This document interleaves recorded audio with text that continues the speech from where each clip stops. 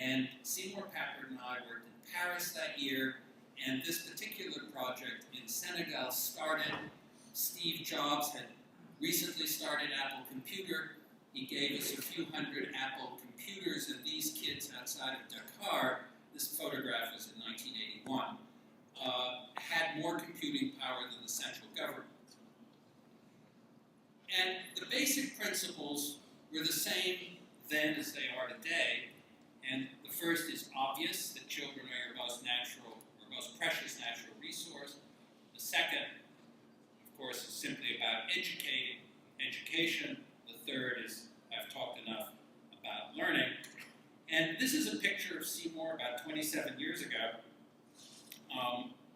You can see from the background, the school is a relatively wealthy one. This is outside of Dakar.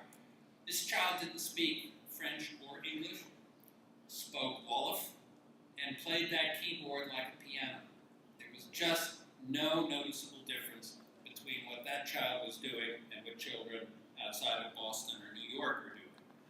And even though this particular project didn't have traction in the sense that, or I should say momentum in the sense that it would continue on, it did evidence very quickly that you could rely on children taking to this like ducks to water or bees to honey or whatever your favorite expression.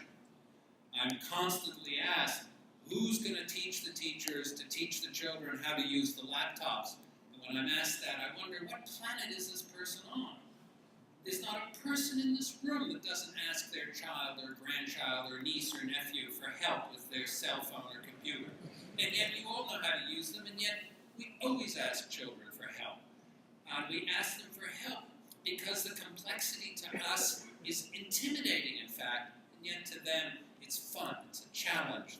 They go right through it the way that we all did, but we now don't do as easily as we did when we were 8, 9, 10 years old. Then in the year 2000, I mentioned that my son's company in Italy didn't succeed. Well, what he did was he went to Cambodia. Fate plays a hand in all of these things. My former wife and I had built a school, which is in the background of this picture, and I said to Dimitri, why don't you go to Cambodia and connect this school, and I'll send you some laptops. And he decided to do it, and went and lived in this village for almost 2 years. At the time, a man named Thaksin Shinawatra, who later became the Prime Minister of Thailand, and then later was overthrown, and is now back under house arrest or whatever, was a telecom executive and somebody I knew and worked with who gave us the satellite dish in the background and connected the school, put a generator in, did all the sort of classic things. And this picture really worked. These kids took the laptops home at night. When they opened the laptop, it was the brightest light source in the house. There's no electricity in this village. The average income is $48 per year, not per month. And the first English word of every child in that picture, I should almost make you guess, but it's Google. And that's where the kids spent their time. They suddenly had access that was incredible. And what happened the second year was that the population of the first grade doubled. And it didn't double because kids from neighboring villages came. The villagers made sure that wouldn't happen. But what happened was that the first graders in class the first year obviously had shown their friends and had told their peers, if you will, that school is pretty cool.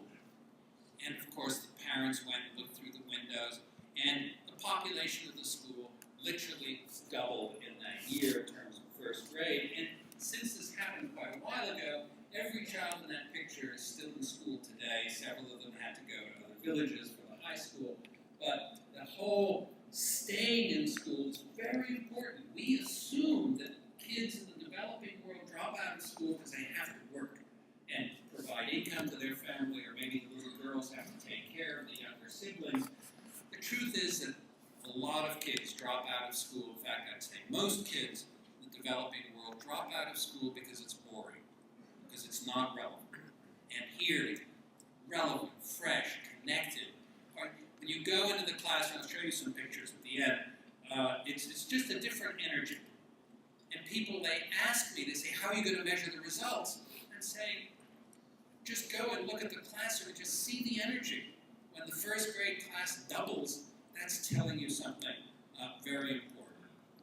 And so, these are the kids, same kids in Cambodia today. They're now real pros. We send them machines to test, and it's been really helpful to have that particular school, which has been going on since 2001.